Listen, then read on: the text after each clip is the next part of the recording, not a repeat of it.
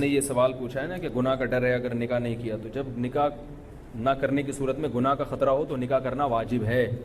گھر والے اجازت نہ بھی دے رہے ہوں تو بھی نکاح کر سکتے ہیں ایسی صورت. غسل کرتے وقت کسی اہل حدیث نے مسئلہ بیان کیا ہے کہ اگر شرمگاہ پہ ہاتھ لگ جائے غسل کرتے وضو ٹوٹ جاتا ہے. بعض روایات میں آتا ہے کہ یہ شرمگاہ پہ ہاتھ لگ جائے تو اس سے وضو ہے، لیکن یاد رکھو اس وضو سے مراد اصطلاحی وضو نہیں ہے بلکہ ہاتھ دھونا مراد ہے. حدیث میں وضو کا لفظ ہاتھ دھونے کے معنی میں بھی استعمال ہوا ہے، کیونکہ عبداللہ ابن مسعود رضی اللہ تعالیٰ عنہ اس سختی سے منع کرتے تھے. جو لوگ اس بات کے قائل تھے کہ شرمگاہ کے ہاتھ لگنے سے وضو ٹوٹ جاتا ہے تو عبداللہ بن مسعود نے فرمایا کہ اگر یہ اتنی ناپاک چیز ہے تو کاٹ کے پھینک دو اپنے جسم سے. یہ ان کے الفاظ ہیں. تو وضو کا وہاں کیا مطلب ہے؟ ہاتھ دھونا. وہ دھونے چاہیے کیونکہ اس بات کا امکان ہوتا ہے کیونکہ ناپاکی لگی ہوئی ہو. تو اور کیونکہ حدیث میں یہ بھی آتا ہے اونٹ کا گوشت کھانے کے بعد بھی وضو کا حکم ہے، تو وہاں بھی ہم کیا کہتے ہیں؟ مسئلہ اختلافی ہے. بعض ائمہ اس کے قائل ہیں، امام شافعی اس کے قائل ہیں کہ شرمگاہ کو ہاتھ لگنے سے وضو ٹوٹتا ہے. اس میں کسی اہل حدیث پہ طنز کرنا جائز نہیں ہے. تو مسئلہ چونکہ اختلافی ہے، جب اختلافی مسئلہ ہوتا ہے تو اگر کوئی ایک قول پر عمل کر رہا ہے تو ٹھیک ہے.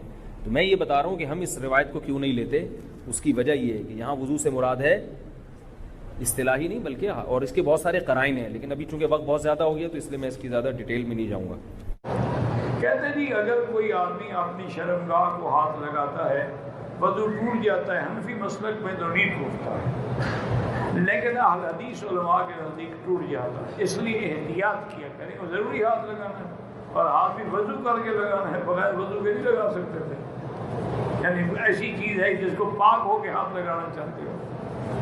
اصل مسئلہ یہ ہے کہ لوگ نہا رہے ہوتے ہیں نا، غسل کر رہے ہوتے ہیں تو اس وقت ہاتھ لگ جاتا ہے، لیکن جب وضو کی نیت کر کے غسل کی احتیاط کرو گے ہاتھ نہ لگے.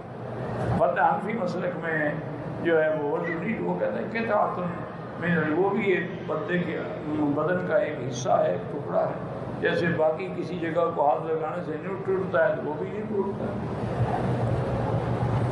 لیکن احتیاط بہتر ہے. اچھی طرح سے استنجا کرنے کے بعد جب جا کر بیٹھتا ہوں تو محسوس ہوتا ہے کہ پیشاب کے قطرے نکل گئے ہیں 1-2.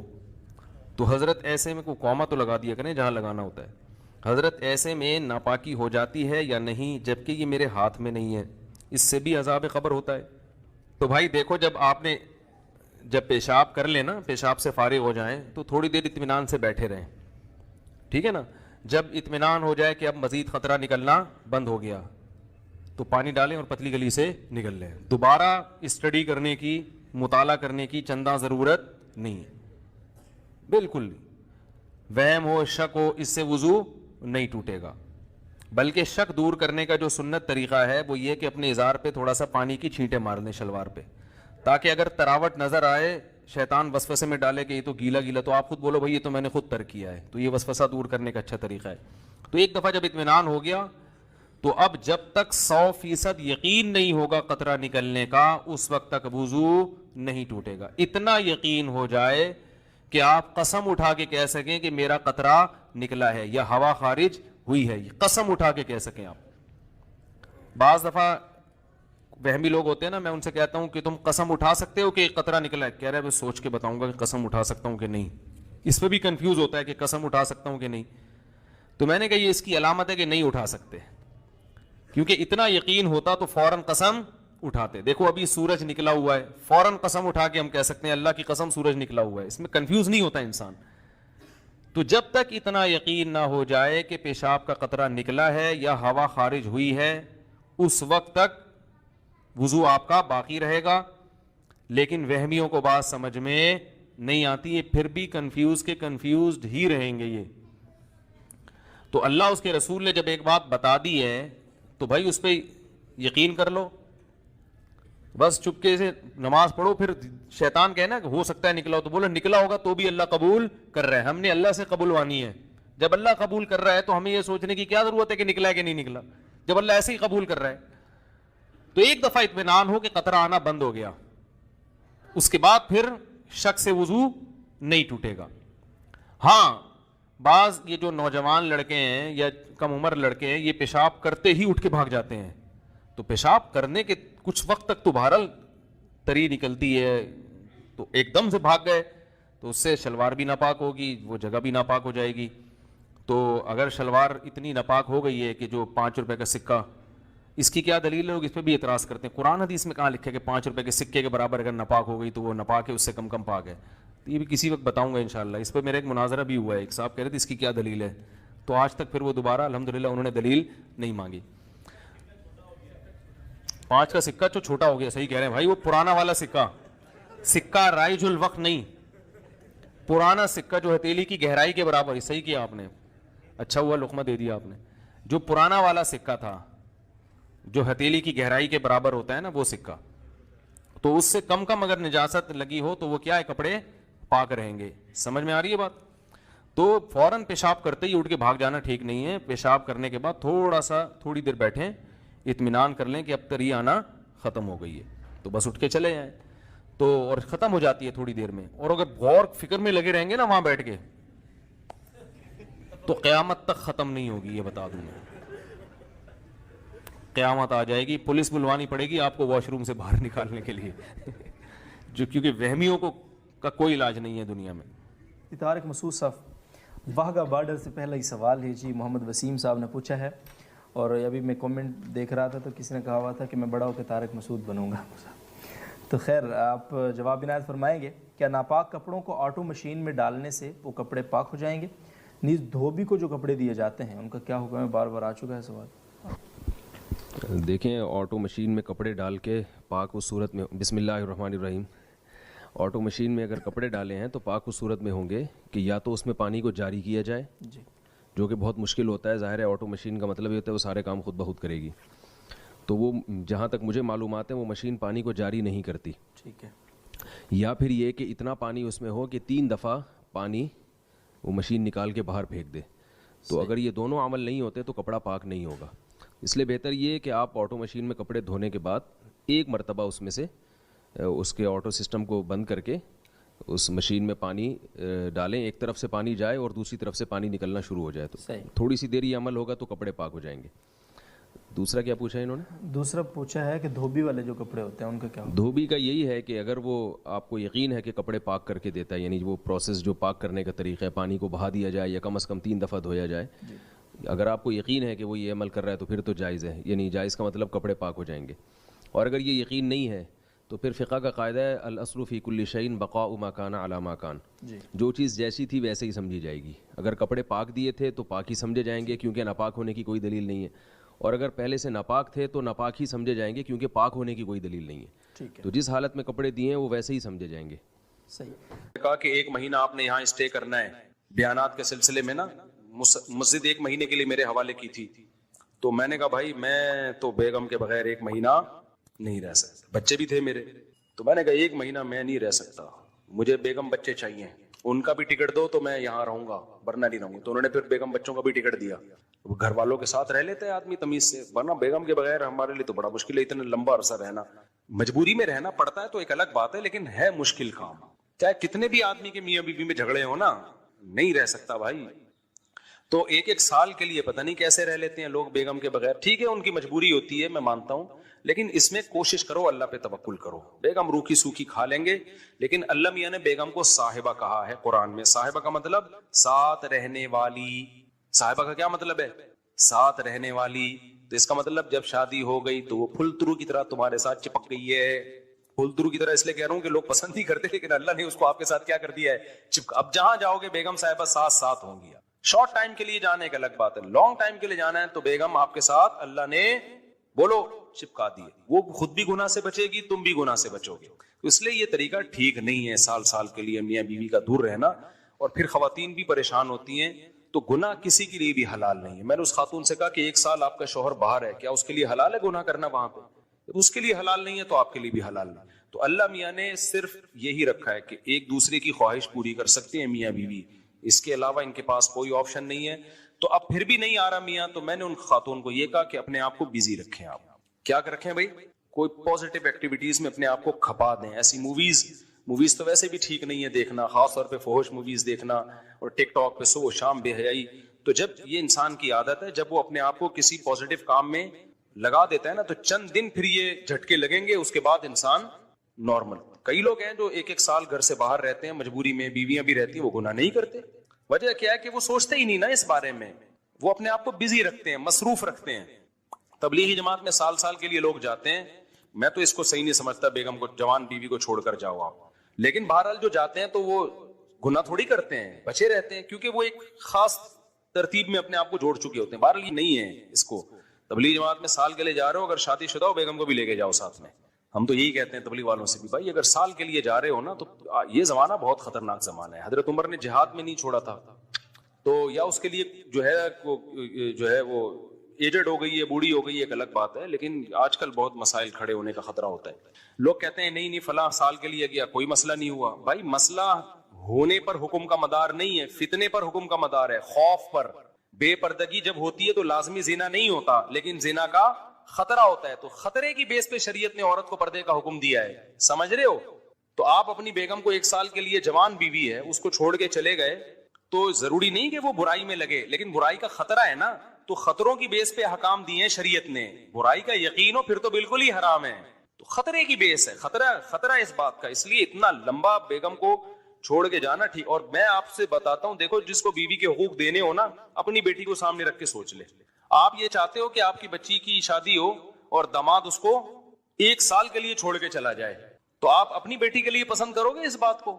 تو جو اپنی کے لیے پسند نہیں کر رہے, دوسروں کی بیٹیوں کے لیے کیوں پسند کر رہے ہو اس بات کو؟ بھائی یہ تو غلط ہے نا. تو اس لیے یہ اچھے لوگوں کی علامت نہیں ہے. ہاں تبلیغ میں اللہ کے لیے قربانی دے رہے ہوتے ہیں, لیکن بیگم کو بھی لے جاؤ یار. سمجھتے ہو کہ نہیں سمجھتے؟ یا پھر شادی کے بغیر پہلے سال لگا لو, شادی کی ہے تو پھر بیگم کو ساتھ لے کے جاؤ. تو بڑے مسائل کھڑے ہونے کا خطرہ ہوتا ہے آج کل. تو اس لیے اس میں جب, اور اگر نہیں ہے کوئی صورت نہیں بن رہی ہے, تو پھر اپنے آپ کو مثبت ایکٹیویٹیز میں اتنا کھپا دو. تو میں آپ کو گارنٹی سے کہتا ہوں چند دن, چند مہینوں کے بعد آپ کے دماغ سے وہ خیالات نکل جائیں گے. تو آپ مصروف کر دو گے اپنے آپ کو, لیکن اس بیس پہ آپ کے لیے کوئی بھی گناہ حلال نہیں ہے, گناہ حلال نہیں ہوگا آپ کے لیے. اچھا بھائی, طاہر شمیر رحیم یار خان انٹرچینج سے جب بھی گزر ہو میرے پاس کھانا کھا کے جائے. ٹھیک ہے انشاءاللہ, صلو علی الحبیب. چلیں کبھی گزریں گے تو, لیکن وہی ہے کسی سے ملاقات نہیں کروانی, سیدھا کھانا رکھ دینا ہے, اصرار نہیں کرنا. ہماری مرضی, کھانا کھائیں نہیں کھائیں, نکل لیے پھر ٹھیک ہے. ایسی دعوت ہمیں بہت اچھی لگتی ہے. دیکھو مجھے وہ مہمان اچھا لگتا ہے جو بے تکلف ہو. آپ سمجھتے ہو نا میری اس پوری تقریر سے کہ میں لوگوں سے ملنا نہیں چاہتا, ایسا نہیں ہے. بے تکلف آدمی مجھے پسند ہے. میرے پاس 3 دن بھی لوگ ٹھہر کے جاتے ہیں جو میرے رشتے دار نہیں ہیں, لیکن یہ وہ لوگ ہیں. کیسے لوگ ہیں؟ ابھی پشاور سے میرے پرانے دوست آئے ملنے کے لیے. آئے, میں نے کہا السلام علیکم, کیا حال ہے, سب سیٹ چل رہا ہے, الحمدللہ. اس کے بعد پتہ نہیں میں بھول گیا, وہ خود ہی جا کے کھانا کھا رہے ہیں. میں تو مصروف آدمی ہوں بھائی, خود ہی کھانا کھا رہے ہیں, لیکن برا نہیں محسوس کر رہے. پھر جب مجھے ٹائم ملتا ان کو بلا لیتا, آ جاؤ یار بیٹھتے ہیں, یا بھائی چائے بنا کے لاؤ, بھائی ان کو بھی پلاؤ مجھے بھی پلاؤ. پھر کھانے کے ٹائم پہ مجھے یاد آیا, ارے وہ آئے ہوئے ہیں. میں نے کہا آپ بھی آ جاؤ کھانا کھا لو. انہوں نے کھانا کھا لیا, صحیح ہے نا. پھر بھول گیا میں, کہاں گئے پتہ نہیں کہاں گئے. پھر اگلے دن مجھے یاد آیا, اوڑے بندہ آیا ہوا ہے بھائی, لیکن وہ ناراض نہیں ہو رہا. پھر میں آیا, جب میں فارغ ہوا میں نے کہا آ جاؤ یار, میں نے فلاں جگہ جانا ہے بیان کے لیے, آپ بھی میرے ساتھ ہی گاڑی میں آ جاؤ. اپنے ساتھ گاڑی میں بٹھایا, لے گئے ان کو, بیان کیا, گھمائے, پھر آیا اپنے ساتھ ہی واپس لے. پھر بھول گیا میں, پتہ نہیں بندہ گیا کہاں پہ. تو وہ ناراض نہیں ہوئے. 3 دن اسی طرح ہم نے ہنسی خوشی گزارے. اس کے بعد وہ نکل لیے. انہوں نے کہا میں پشاور پہنچ چکا ہوں. میں نے کہا یار کوئی میری طرف سے کوتاہی ہو گئی, معاف کر دینا. کہہ رہے کہنا تو یہ چاہیے تھا, بدتمیزی کی انتہا کر دیا, لیکن وہ خوش تھا. ایسے بندے 100 دفعہ ہیں. میں نے تو ایک کمرہ اسپیشل مہمانوں کے لیے بنایا ہوا ہے, واش روم کے ساتھ, کہ مہمان آئے اسٹے کریں یہاں پہ. لیکن وہ مہمان جو تکلف والا نہ ہو کہ جی پوچھا نہیں مجھے ناشتے میں مفتی صاحب نے, بھائی ہماری بہت ٹینشن ہے, ابھی تجھے پوچھیں گے تو ہم تو گھر والوں کو کون پوچھے گا. ہاں کوئی بہت میرے ٹیچر آ جائے نا, استاد آ جائے, معزز مہمان, کوئی بہت ہی اپر لیول کا میرے ٹیچر آ جائے, میرا چاچو آ جائے. وہ چاچو تو میرے بیچارے انتقال ہو گیا, میرے ماموں آ جائیں, تو ان کے ساتھ یہ سلوک نہیں ہوگا. اور سالی کے غیر ضروری تعلقات. میری بڑی بہن کے شوہر بیرون ملک میں ہیں, تقریباً 3-4 سال ہو گئے ہیں. ان کا کوئی بھی کام ہوتا ہے تو میرے شوہر سے کرواتی ہے, یعنی میری بڑی بہن کے شوہر, یعنی ان کی بہن ان کے شوہر سے جو بھی کام ہو گھرداری کا وہ کرواتی ہے. کبھی خود بھی ان کے ساتھ چلی جاتی ہیں. پہلے میں نے کچھ نہیں کہا, لیکن بعد میں مجھے کھٹکا ہوا تو میں نے اس سے منع کر دیا, لیکن اس کے باوجود یہ سلسلہ جاری رہا. کئی دفعہ میری شوہر سے لڑائی بھی ہوئی اس بارے میں، مگر وہ بولتے ہیں کہ ہمارا دل صاف ہے۔ اب میں بہت پریشان ہو گئی ہوں، مجھے کیا کرنا چاہیے؟ آپ نے غلطی کی ہے۔ کتنا بھی دل صاف ہو، سالی نامحرم ہے، بھابھی نامحرم ہے، ان کے ساتھ بے تکلف ہونا، ہا ہا ہو ہی گپے لگانا، ان کے ساتھ شاپنگ کے لیے بازار میں جانا حرام ہے، ناجائز ہے۔ اسلام نے پابندی لگائی ہے۔ اس بحث میں اسلام آپ کو پڑھنے کی اجازت ہی نہیں دیتا کہ آپ کی نیت کیا ہے۔ یہ غیر مسلموں کے مسائل ہیں۔ وہ لوگ کیا کرتے ہیں، ایکچولی ہمارا دل صاف ہے اور ایکچولی کچھ نہیں ہوتا، یہ تو بھابھی تو بہن کی طرح ہوتی ہے اور سالی تو آدھی گھر والی ہوتی ہے، وغیرہ وغیرہ۔ تو ان کا کلچر دیکھیں آپ کیا ہو چکا ہے، برباد ہو چکا ہے، گھروں میں کتنی بدکاریاں ہو رہی ہیں۔ تو اللہ تعالیٰ نے جب قرآن میں پابندی لگا دی کہ تمہاری بیوی تمہاری بیوی ہے، اس کی بہن سے، وہ بہن تم سے پردہ فرض ہے، تو آپ کیوں اس سے فری ہو رہے ہیں؟ تو جب آپ کے شوہر آپ کے سالی جو ہے نا اس سے بے تکلف ہو رہے تھے، آپ کو ان کو ڈرانا چاہیے تھا اللہ کے عذاب سے۔ مرد یہ گڑبڑ کر رہے ہوتے ہیں کہ ہمارا دل صاف ہے، آپ بولیں بھائی آپ کا دل صاف ہے یا نہیں ہے؟ آپ کوئی فرشتے نہیں ہیں، آپ کی شادی مجھ سے ہوئی ہے، میری بہن سے نہیں ہوئی، اور اپنی بہن کو بھی سیدھا کر دیں کہ تم کیوں اس سے فری ہو، کہ میرے شوہر سے تم کیوں فری ہو رہی ہو۔ تو یہ بحث ہی غلط ہے کہ دل صاف ہے یا خراب ہے۔ اسلام نے بیسک پر ہی پابندی لگا دی۔ تو بھابھی پر بھی لازم ہے کہ وہ دیور سے پردہ کرے۔ الحمدللہ میں نعمت کے طور پہ بیان کر رہا ہوں، شو مارنے کے لیے نہیں، میں اس لیے بیان کر رہا ہوں کہ لوگ کہتے ہیں کہ یہ آج کل ممکن ہی نہیں ہے جوائنٹ فیملی میں پردہ۔ تو ہم 4 بھائی ہم گھر میں اکٹھے رہتے تھے، ہمارے والد صاحب کا گھر تھا، 200 گز کا گھر تھا، کوئی یہ بھی نہیں کہ 1000 گز کا کوئی بنگلہ ہو، 200 گز کے گھر میں ہم 4 بھائی اور چاروں کی زوجات بھی رہتی تھی۔ اللہ کا شکر ہے ہم نے کبھی ہماری بھابیاں ہمارے سامنے نہیں آ کے بیٹھی، ہم رہے ہیں کئی سال اکٹھے رہے ہیں، بھابیاں ہم سے پردہ کرتی تھی، میری زوجہ میرے بھائیوں سے پردہ کرتی ہیں، حالانکہ ہم سب بھائی بے تکلف ہیں۔ لیکن ایسا الحمدللہ نہیں ہوتا تھا، اب بھی نہیں ہوتا کہ بیٹھے ہوئے اور جناب فری ہو رہے ہیں، بھابھی سامنے آ کے بیٹھ گئی اور گپے مار رہے ہیں۔ ہمیں تو حیرانگی ہوتی ہے کہ گھروں میں کیا ماحول چل رہا ہے، کیا بےہودگی والا ماحول ہے۔ تو بالکل غلط ہے، اس کو ٹھیک ہے، میں نہیں کہہ رہا کہ سارے غلط ہیں، کوئی بھابھی دیور سے بے تکلف ہو رہی ہے تو اس کی نیت خراب ہے، میں نیتوں پہ ڈاکے نہیں ڈال رہا، نہ میں شبہ کر رہا ہوں، لیکن اسلام نے ایک ضابطہ اصول بیان کر دیا ہے کہ نامحرم از نامحرم۔ آپ کی بہن ہے، اس سے بے تکلف ہوں، اپنی خالہ سے، پھپھی سے بے تکلف ہوں، اپنی بھانجی سے، بیٹی سے، سوتیلی بیٹی سے، یہ آپ کی بیٹیاں ہیں، پوتیاں، نواسیاں، یہ آپ کی اولادیں ہیں۔ اس کے علاوہ آپ کسی عورت سے فری نہیں ہو سکتے، ہاں ہاں ہو نہیں کر سکتے۔ ممکن ہے لوگ کہیں مفتی صاحب آپ بھی تو سما ٹی وی پہ فری ہو رہے تھے، وہ بہت لوگوں نے اعتراض کیا نا، تو میں جس سے جو میرا انٹرویو لے رہی تھی نا سما ٹیلی ویژن پہ، وہ میرے سامنے نہیں تھی اور مجھے نہیں پتا تھا انہوں نے دوپٹہ لیا ہوا کہ نہیں لیا ہوا، میرے سامنے ایک موٹی موٹی مونچھوں والا آدمی بیٹھا ہوا تھا، تو اس لیے اس کو یہ کہنا کہ سامنے بیٹھ کے کسی لڑکی سے فری ہو رہا ہوں، یہ الزام غلط ہے۔ تو بہرحال آپ کو چاہیے اب آپ اپنے شوہر کو پابندی لگا دیں، بولیں یہ چیزیں میں برداشت نہیں کروں گی، آپ جتنے بھی نیک ہیں آپ کو میری بہن سے فری ہونے کی اجازت نہیں، اور اپنی بہن کے بھی اسکرو تھوڑے ٹائٹ کریں، آپ اس کی شادی کروائیں تاکہ اپنے گھر میں جائے اور یہ فساد نہ بچائے۔ آپ کیا شادی شدہ یا کنواری سالی سے اگر ریلیشن ہو جائے تو اس سے نکاح ٹوٹ جاتا ہے؟ دیکھو سالی سے ریلیشن حرام ہے، بہت بڑا جرم ہے۔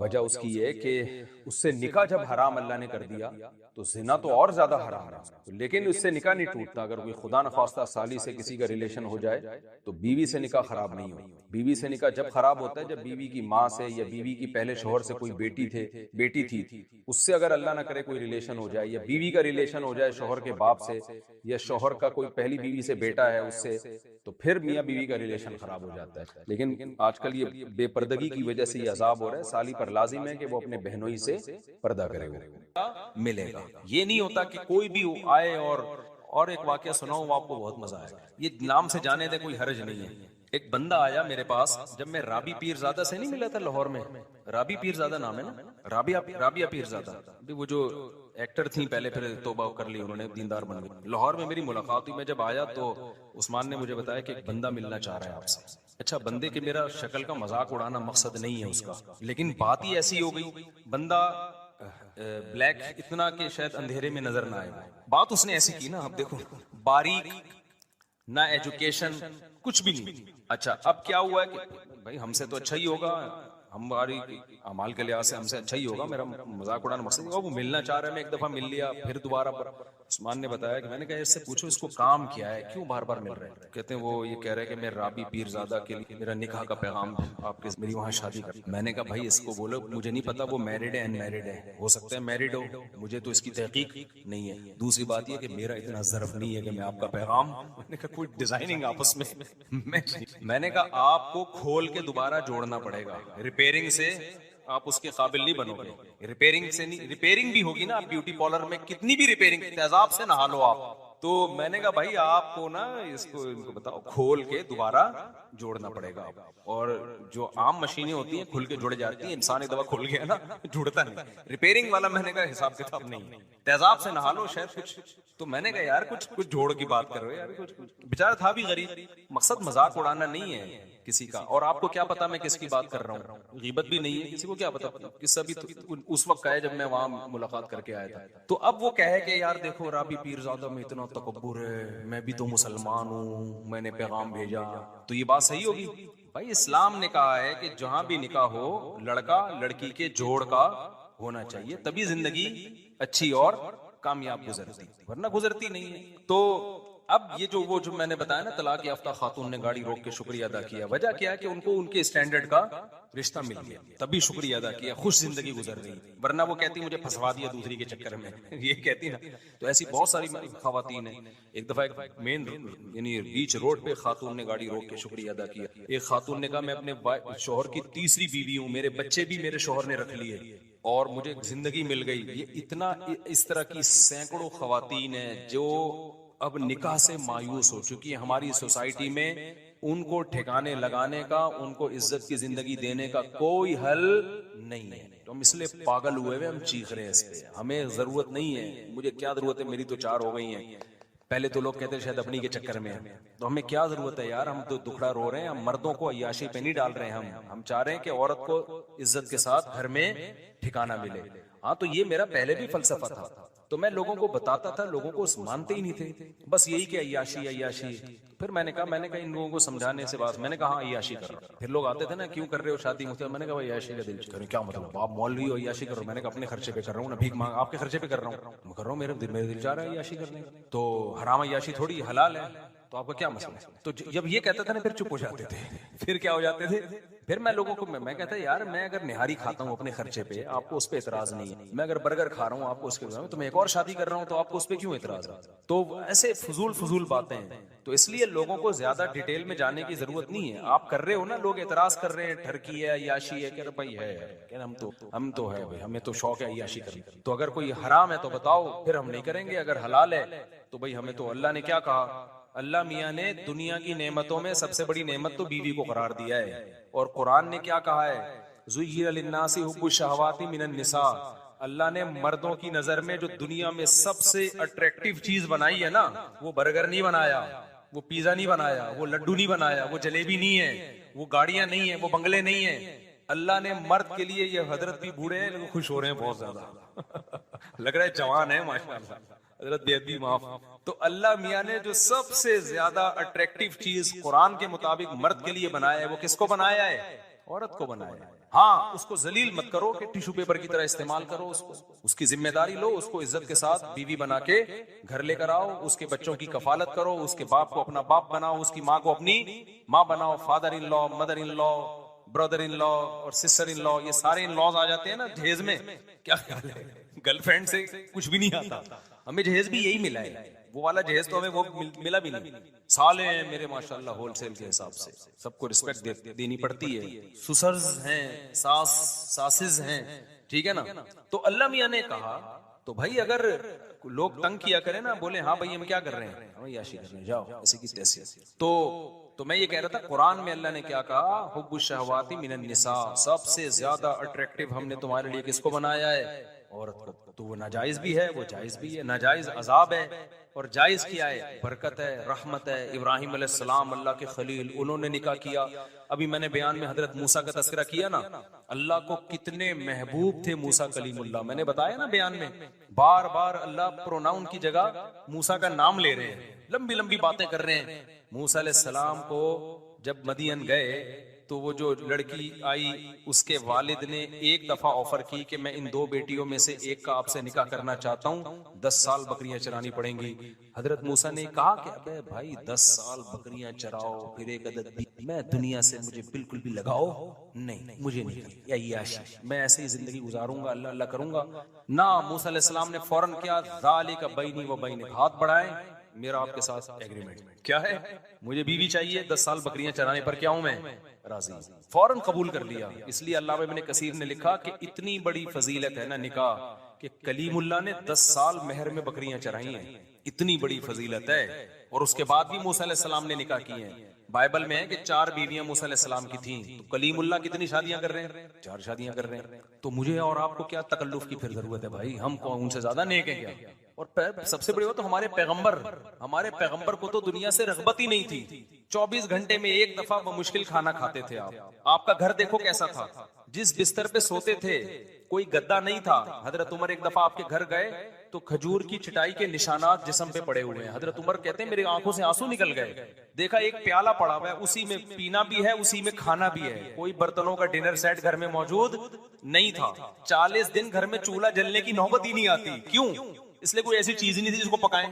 کھجور پانی پہ 40 دن گزارا ہو رہا ہے. یہ تو دنیا میں آپ نے رکھی ہے. ایک دفعہ آپ کے پاس بکریوں کا ریوڑ آیا ہدیے میں, سارا اسی وقت صدقہ کر دیا. بھوک سے حالت بعض دفعہ یہ ہو جاتی کہ آپ گھر سے نکلتے, یہ حالت ہو جاتی بھوک سے. بیویاں کتنی رکھی ہوئی ہیں ایٹ اے ٹائم 9. تو اس سے پتہ چلتا ہے بھائی اتنے دلائل کے بعد بھی کوئی بولے کہ نہیں تو پھر ڈھیٹ آدمی ہے, اس کا کوئی علاج. اس سے پتہ چلتا ہے بھائی اس میں اللہ نے کوئی برکت رکھی ہے. زیادہ نکاحوں میں, زیادہ اولاد میں یہ برکت ہے, خوشیاں ہیں اس میں. تو نبی نے فرمایا حبب الی النساء والطیب, اللہ نے دنیا کی 2 چیزیں میری نظر میں محبوب بنائی ہیں, ایک نکاح اور ایک خوشبو بہت استعمال کرتے تھے نبی صلی اللہ علیہ وسلم, بہت زیادہ خوشبو. تو صحابہ کہتے ہیں ہمیں نبی کے گھر سے نکلنے کی خبر خوشبو کے جھونکے سے ہوتی تھی. جیسے ہی خوشبو کے جھونکے آنا شروع ہوتے ہمیں پتہ چلتا کہ نبی صلی اللہ علیہ وسلم اپنے گھر سے نکلے ہیں, کیونکہ نفیس لوگوں کا کام ہے نا, نفیس خوشبو کا استعمال, جو صفائی ستھرائی. ہمارے نبی کو صفائی سے بہت زیادہ لگاؤ تھا, تبھی تو آپ دیکھو دن میں 20 دفعہ اپنے دانت صاف کرتے ہیں, 20 دفعہ, صبح اٹھنے سے پہلے, رات کو سونے سے پہلے, ہر نماز کے وقت. صفائی مزاج میں بہت. کچا پیاز نہیں کھاتے کہ اس میں اسمیل آتی ہے, بدبو سے بے انتہا نفرت. تو ہمارے نبی کا مزاج تھا بادشاہوں سے بھی اوپر کا, بہت زیادہ صفائی. آپ نے حکم دیا غسل کرنے کا, اور فرمایا کہ یہ گھٹنے جو ہے نا, گھٹنوں میں جو میل ہوتا ہے اس کو دھونے کا الگ سے حکم دیا. عرب میں تھوڑی یہ صفائی تھی بھائی. اور ایک یتیم پیغمبر ان کو بتا رہے ہیں کہ اس کو الگ سے صاف کیا کرو, تو جو جہاں میل زیادہ جم جاتا ہے. تو اتنی زیادہ صفائی, اور پھر اسی میں خوشبو. تو اور گھر کی حالت کیا ہے, نہ کھانے کو روٹی ہے, نہ کوئی ڈنر سیٹ ہے, نہ برتن ہے, بالکل ایسے ہی مسافروں والی زندگی.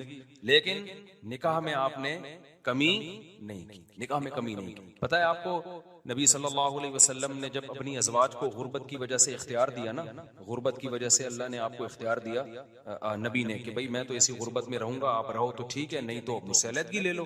تو نبی کی ازواج نے آپ صلی اللہ علیہ وسلم کو ترجیح دی کہ ہم اسی غربت میں آپ کے ساتھ گزارا کرنے کے لیے تیار ہیں, ہمیں طلاق نہیں چاہیے. تو اللہ نے اس کا صلہ یہ دیا کہ نبی پہ پابندی لگا دی مزید نکاح کرنے پر, کہ جو آپ کی 9 بیویاں ہیں انہوں نے اتنی قربانی دی, اسی غربت میں قربانی دی ہے, اور اب آپ کے ساتھ رہنے پر یہ آمادہ ہیں. گھر میں کھانے کو روٹی نہیں ہے, لیکن انہوں نے کہا کہ ہمیں نبی کا ساتھ چاہیے. تو اللہ نے پابندی لگائی, لا یحل لک النساء من بعد, اے نبی اب آپ کے لیے مزید نکاح کی اجازت, اب ان پہ سوگن نہیں آ سکتی. جب انہوں نے قربانی دی ہے تو اللہ بھی کہہ رہا ہے. آگے اللہ نے کیا پھر حدیث سے یہ بات ثابت ہے کہ اللہ نے یہ پابندی نبی سے اٹھائی, مگر نبی نے نکاح کیا نہیں. اس کے بعد اللہ نے پابندی اٹھا دی. جب اللہ نے پابندی اٹھائی نا, تو حضرت عائشہ نے فرمایا ما ارى ربک الا یسارع فی ہواک, یا رسول اللہ میں تو دیکھتا ہوں آپ کا رب آپ کی خواہشات کا بڑا خیال کرتا ہے, اس نے آپ کو مزید شادیوں کی دوبارہ اجازت دے دی ہے. بلکہ حضرت عائشہ کے الفاظ یہ نہیں ہے کہ میں دیکھتی ہوں کہ آپ کا رب آپ کی خواہشات کا خیال کرتا ہے,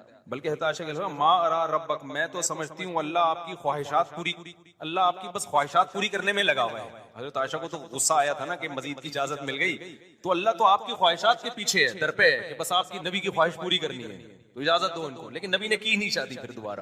تو اس سے پتہ چلتا ہے بھائی یہ جو ہمارے مذہب کا حصہ ہے, یہ اس میں قناعت کوئی اچھا کام آپ نہ کریں. آپ ٹینشن اٹھانے کے لیے تیار نہیں ہیں, آپ سمجھتے ہو میرے خرچے بڑھ جائیں گے, پہلی بیوی کی طرف سے ری ایکشن ہوگا, پٹوں گا, بدنامی ہوگی, آپ میں تپڑ نہیں ہے تو نہ کرو بھائی.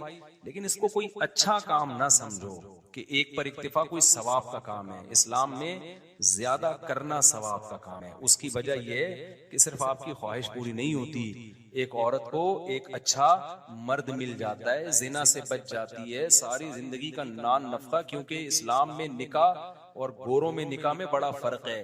گورا جب شادی کرتا ہے تو چائے کی پیالی بھی بیوی کو نہیں پلاتا, وہ ساری زندگی میاں بیوی خود کماتے ہیں, خود کھاتے ہیں. اسلام میں شادی کا مطلب کیا ہے کہ آپ نے عیاشی کی نیت تھی آپ کی, بھلے کر لی, اب ساری زندگی کی رسپانسبلٹی کس کی ہے؟ اب آپ کی. اس کو الگ گھر بھی دینا ہے, اس کا گیس بجلی کا بل بھی دینا ہے, اس کے بچوں کی ڈلیوری کا خرچہ, اس کے بچوں کی پڑھائی کا خرچہ, اس کے بچوں کی بیماریاں کا خرچہ, اور پھر اس کے ساس سسر, جب آپ کے ساس سسر اس کے والدین آئیں گے ان سے بنا کے رکھنی ہے, صلہ رحمی ہے, وہ ایک لمبی لسٹ ہے. تو یہ عیاشی دیکھنے میں عیاشی ہے, حقیقت میں عیاشی نہیں. سمجھتا ہے کہ نہیں؟ ابھی بھی ٹھیٹ بہت ہیں یار آپ لوگ, بہت ٹھیٹ لوگ, نہیں سمجھو. ایسے ہی چلتے. ہم دو ساتھی ڈیرہ اسماعیل خان سے ملاقات کے لیے آج نہیں مل سکتا, مجھے بہت ضروری کام سے اسپیڈ کے ساتھ جا. علماء میں کہتے ہیں کہ اچھے کاموں کی لسٹ بتا دیں جو ضرور. آج لسٹیں بہت آ رہی ہیں بھائی اچھے کام میں, کہ نماز پڑھو, فرض نماز پابندی سے, رمضان کے روزے ہیں, زکوٰۃ ہے, زندگی میں ایک بار حج ہے, یہ تو 4 ارکان ہیں اسلام کے. اس کے علاوہ اچھے کاموں میں کیا ہے؟ صدقہ خیرات کرتے رہا کرو. ہر آدمی کو چاہیے اپنی انکم میں سے چند فیصد وہ بس نکالے, فرض کر لے کہ یہ میں نے اتنے فیصد میں نے ہر مہینے صدقہ کرنا ہے, لازم کر لے, منت نہ مانے, ویسے ہی نیت کر کے لازم کر. اور اچھے کاموں میں کیا ہے بھائی؟ داڑھی مت کٹاؤ یار, اللہ تعالیٰ نے حکم دیا ہے, تمام پیغمبروں کو داڑھی بڑھانے کا, ہمیں بھی حکم دیا ہے. اور اچھے کاموں میں کیا ہے؟ حقوق العباد, اللہ کے حقوق میں یہ بھی, بد نظری مت کرو, زنا مت کرو. اللہ نے اس کے لیے آلٹرنیٹ ہمیں کیا راستہ دیا ہے بھائی؟ نکاح کا راستہ دیا ہے. وہ کرتے نہیں ہو, ادھر جا کے پتہ نہیں کیا کیا کر رہے ہو. جو کرنے کا کام ہے وہی لوط علیہ السلام نے اپنی قوم کو سمجھایا کہ اللہ نے عورتوں کو پیدا کیا, ان سے نکاح کرو, تم لڑکوں کی طرف کیوں جاتے ہو؟ قوم نے کیا کہا؟ ہمیں عورتوں میں دلچسپی نہیں ہے. گناہ کر کر کے نا ان کی فیلنگ کیا ہو گئی تھی؟ چینج. جیسے کہتے ہیں نا جو آج کل جو ہومو سیکسولیٹی کو فروغ دے رہے, کہہ رہے ہیں بچے کی فیلنگ ہی نہیں ہے, تو بچے کی فیلنگ ہے اب نہیں ہے, تو کسی نے بگاڑ دی اس کی فیلنگ. بیمار ہے, اس کا علاج کراؤ. گورے تو کہتے ہیں نا LGBTQ, اتنی لمبی پوری ABCD اسی پہ ختم ہو جائے گی. فیلنگ ہی نہیں ہے ہی فیلنگ شی والی ہے شی فیلنگ کون سی والی ہے؟ ہی والی ہے. پیدا کیا ہوا تھا؟ فیلنگ کیا رکھے؟ پیدا انسان ہوا, فیلنگ کتوں والی ہے, تو مان لو گے ہم کتا مان لیں گے ہم اس کو؟ ہم کہیں گے انسان ہے تو کتوں والی فیلنگ کیوں ہے, اس کا علاج کرا بھائی. گورا کہتا ہے علاج کرانے کی ضرورت نہیں ہے, فیلنگ پہ ڈیپینڈ کرتا ہے. اگر آپ ہی ہیں فیلنگ شی والی ہیں تو شی سمجھا جائے گا آپ کو, اگر آپ شی ہیں فیلنگ ہی والی ہیں تو ہی سمجھا جائے گا. میں کہتا ہوں اگر آپ انسان ہیں فیلنگ گدھے والی ہیں تو گدھا سمجھ لیں گے ہم اس کو؟ کیا ہو گیا بھائی؟ نہیں سمجھیں گے بھائی, خالی فیلنگ سے تھوڑی ہوتا ہے یار, تو فیلنگ خراب ہو گئی ہے اس کی. تبھی میں نے کہا تھا کہ جلدی شادی کر لیا کرو نا.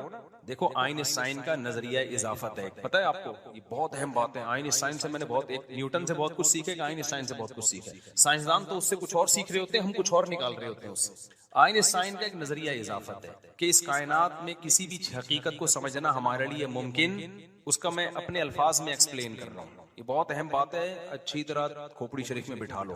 اس کائنات میں نا کسی بھی چیز کو کی حقیقت کو بیان کرنا ممکن نہیں ہے. ہم کسی بھی چیز کو سمجھتے ہیں اس کے اپوزٹ سے, اس کے جوڑے سے. یہ میں دیسی سٹائل میں سمجھا رہا ہوں, میں کوئی سائنسدان یا پروفیسر تو نہیں ہوں نا یونیورسٹی کا.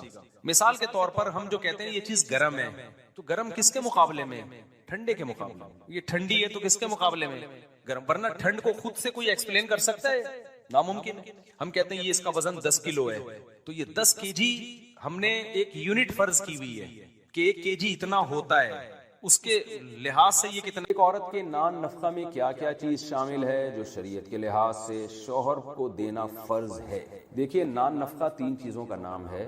جس عورت سے کوئی بھی مرد شادی کر رہا ہے اسے مناسب رہائش دے, مناسب لباس دے اور مناسب خوراک دے. یہ 3 چیزوں کو نان نفقہ کہتے ہیں. اب مناسب رہائش کی ڈیفینیشن ہر ایک کے حق میں مختلف ہے. ایک لڑکی جو بیچاری جھونپڑی میں رہتی تھی, بہت غریب فیملی تھی, اسے آپ اگر کوئی اچھی سی جھونپڑی بنا کے دے دیں گے تو اس کے لیے مناسب رہائش ہے وہ. اور ایک لڑکی اگر وہ کسی وزیر کی بیٹی ہے اور ہزار گز کے بنگلوں میں رہتی ہے, اسے آپ اگر 4 کمروں کا مکان بھی بنا کے دیں گے تو یہ اس کے لیے مناسب رہائش نہیں ہے. تو مناسب, تبھی قرآن مجید نے کہا ہے عاشروہن بالمعروف, ان عورتوں کے ساتھ، بیویوں کے ساتھ بھلے طریقے سے پیش آؤ، عمدہ طریقے سے. تو ہر ایک کا عرف اور عمدہ کی ڈیفینیشن دوسرے سے مختلف ہے. تو اس لیے فقہاء نے قرآن و سنت کی ان دلائل کو سامنے رکھ کر ایک اصول متعین کیا ہے کہ اس میں مرد کی آمدن بھی دیکھی جائے گی اور عورت کس خاندان سے تعلق رکھتی ہے وہ بھی دیکھا جائے گا. تو کیونکہ اللہ یہ بھی کہتے ہیں کہ لا یکلف اللہ نفسا الا وسعها، اللہ کسی پر اس کی طاقت سے زیادہ بوجھ نہیں ڈالتے.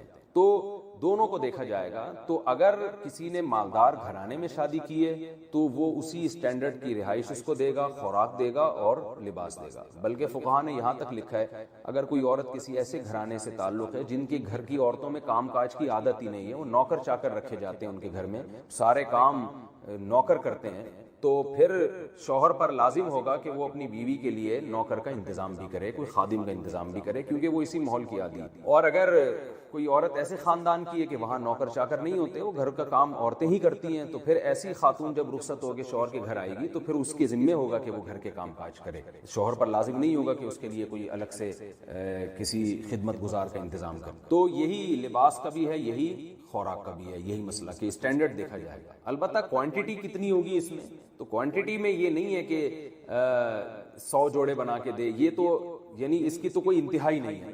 یہ جیسے بعض خواتین ہر روزانہ ان کو ہر تقریب میں نیا جوڑا چاہیے، تو اگر کسی خاتون کے ہاں یہ رواج ہے کہ ہر تقریب میں نیا جوڑا پہنتی ہے تو مرد پر یہ پھر بھی لازم نہیں ہے. وہ کر دے تو اچھی بات ہے لیکن یہ لازم نہیں ہے. یعنی جو کپڑے کا اسٹینڈرڈ تو دیکھا جائے گا کہ کس اسٹینڈرڈ کا جوڑا اس کو دینا ہے، لیکن کوانٹٹی تو ضرورت، کوانٹٹی میں یہ دیکھا جائے گا کہ ضرورت کتنے جوڑوں کی. تو وہ بھی عرف متعین کرے گا کہ کتنے جوڑے. یہ جو کیونکہ آج کل خواتین کے تو خرچے اتنے ہو گئے ہیں کہ اس کو تو کوئی حد ہی نہیں ہے، وہ تو بڑھاتے چلے جائیں، مرد پاگل ہو جاتا ہے. تو اسٹینڈرڈ دیکھا جائے گا کس خاندان سے آئی ہے، اور اس میں مرد کی آمدن بھی دیکھی جائے گی کہ وہ یعنی افورڈ بھی کر سکتا ہے کہ نہیں. اگر وہ کر ہی نہیں سکتا تو اس کو تھوڑی ہم زبردستی مکلف بنائیں گے. تو اگر وہ کر سکتا ہے تو پھر اس کو کہا جائے گا کہ آپ اس اسٹینڈرڈ کا اس کو نان نفقہ دیں. تو یہ اس لیے اس میں کوئی ایک اصول ضابطہ نہیں ہے، ایک